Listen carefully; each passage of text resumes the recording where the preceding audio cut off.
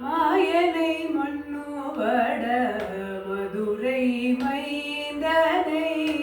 மாயனை மண்ணுவட மதுரை மைந்தனை தூய பெரு நீர் யமுனை துறைவனை தூய பெரு நீர் யமுனை துறைவனை ஆய குலத்தினில் தோன்றும் மணி விளக்கை ஆய குலத்தினில் தோன்றும் மணி விளக்கை தாயை கூடல் விளக்கம் செய்த தாமோதரனை தாயை கூடல் விளக்கம் செய்த தாமோதரனை தூயோமாய் வந்து நாம் தூமலர் தூவி தொழுது